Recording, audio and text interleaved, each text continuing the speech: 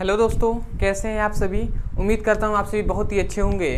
तो आज समतल में गति का ये हमारा दूसरा वीडियो है, जिसमें आज हम लोग बहुत ही इंपॉर्टेंट टॉपिक के बारे में डिस्कस करने वाले हैं, जो होता है एक विमीय गति, द्विविमीय गति और त्रिविमीय गति।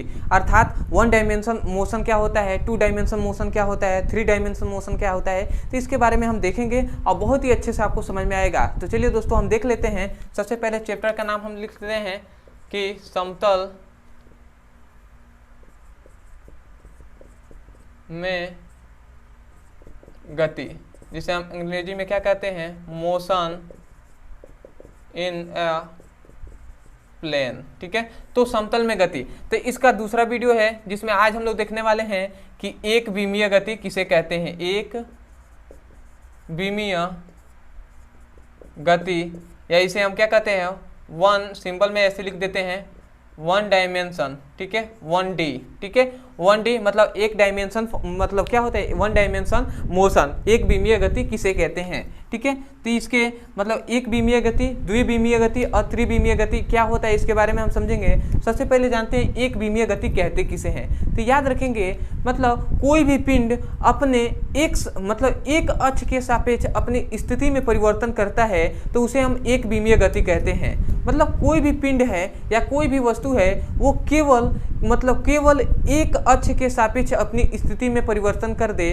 तो उस परिवर्तन को हम क्या कहते हैं, एक विमीय गति कहते हैं। नहीं समझ में आया। देखिए, मतलब कहा जा रहा है, हम जानते हैं कि तीन अक्ष होते हैं। सबसे पहले बात ये हम जानते हैं कि तीन अक्ष होते हैं।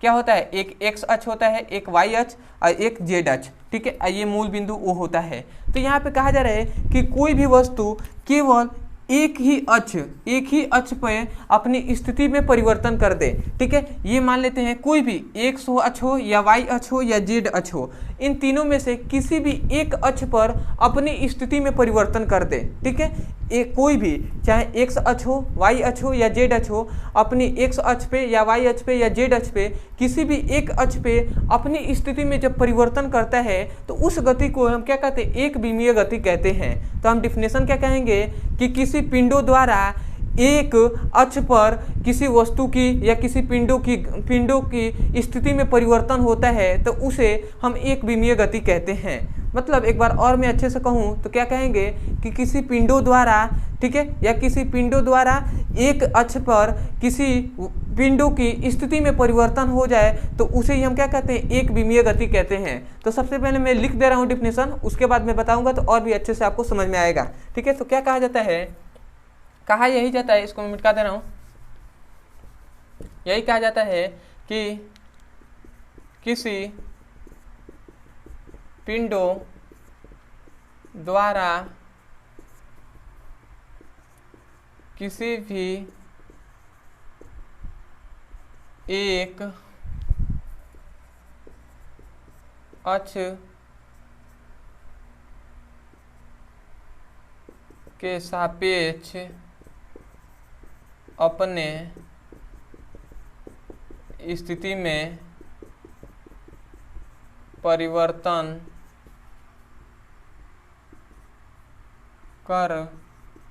लेता है उसे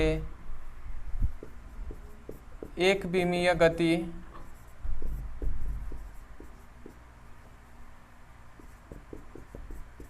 कहते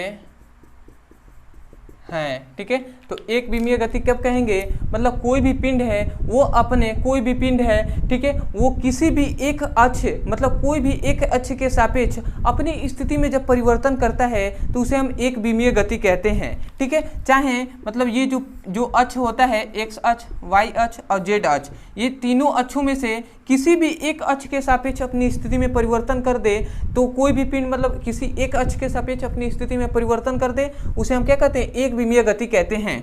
ठीक है, तो उम्मीद करता हूँ ये आपको समझ में आ गया होगा कि एक विमीय गति किसे कहते हैं। ठीक है, जैसे आप एग्जाम्पल दे सकते हैं, कि पहला एग्जाम्पल आप दे सकते हैं कि कोई भी स्वतंत्रता पूर्वक कोई भी पिंड ऊपर से आसमान से क्या कर रहे हैं, नीचे की ओर गिर रहा है। ठीक है, मतलब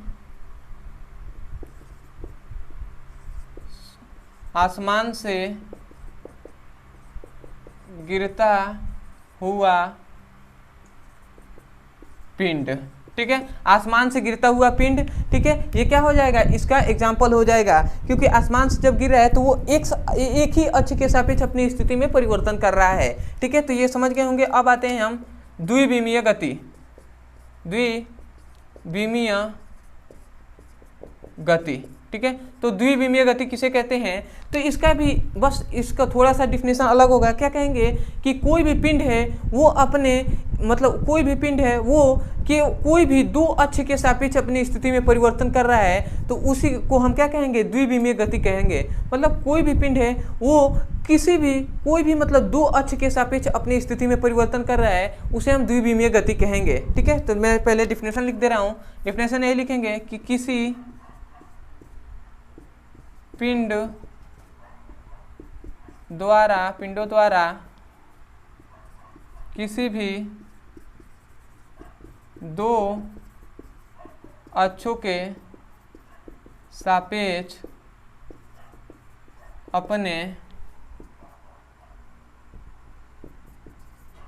अपने स्थिति में परिवर्तन कर लेते हैं, उसे द्विविमीय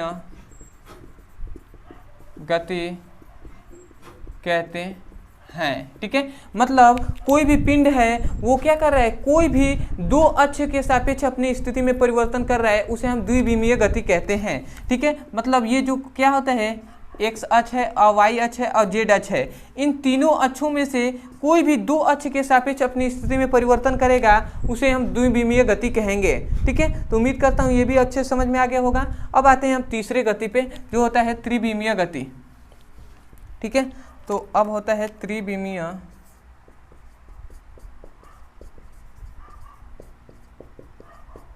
गति। ठीक है, तो त्रिविमीय गति किसे कहते हैं, तो कोई भी पिंड है वो अपने तीनों अक्षों के सापेक्ष जब अपनी स्थिति में परिवर्तन करता है, उसे हम त्रिविमीय गति कहते हैं। मतलब तीनों अक्षों के सापेक्ष जब अपनी स्थिति में परिवर्तन करेगा तो उसे हम त्रिविमीय गति कहेंगे। तो हम क्या लिखेंगे कि जब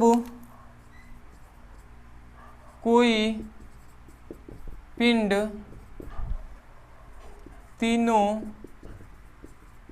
अक्षों के सापेक्ष अपने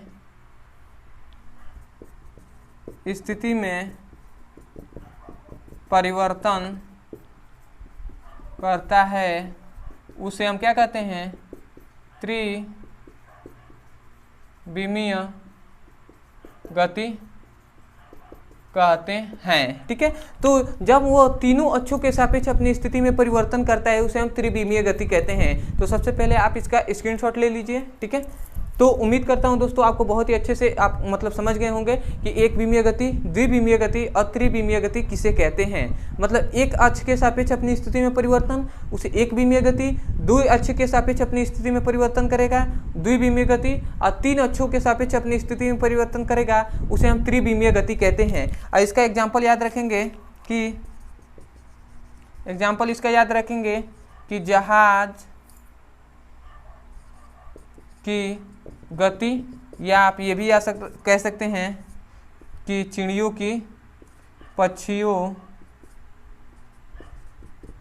की गति। ठीक है, ये पक्षियों की गति या जहाज़ों की गति क्या होती है, त्रिविमीय गति होती है। तो आप इसको भी ध्यान दे सकते हैं। ठीक है, तो उम्मीद करता हूं दोस्तों आपको बहुत ही अच्छे से और बहुत ही इजी वे में आपको समझ में आ गया होगा। ठीक है, तो मैं यही कहूँगा जाते वक्त कि अगर आपको वीडियो से कुछ सीखने को मिला है तो आप चैनल को सब्सक्राइब कर लीजिएगा, वीडियो को लाइक कर दीजिएगा, और हो सके तो कमेंट सेक्शन में हम जरूर बताइएगा कि आपको वीडियो कैसा लगा। ठीक है, और अंतिम में यही कहूँगा कि यदि आपको मतलब क्लास 11 का फिजिक्स, केमिस्ट्री, बायोलॉजी तीनों को अच्छे से पढ़ाई करना चाहते हैं तो डिस्क्रिप्शन में लिंक है। ठीक है, उस लिंक पर क्लिक करके आप अच्छे से फिजिक्स, केमिस्ट्री, बायोलॉजी तीनों का अच्छे से पढ़ाई कर सकते हैं और अपने सुंदर से नोट्स बना सकते हैं। तो चलिए दोस्तों आज के लिए इतना ही, मिलते हैं अगले वीडियो में, तब तक के लिए धन्यवाद। जय हिंद, जय भारत।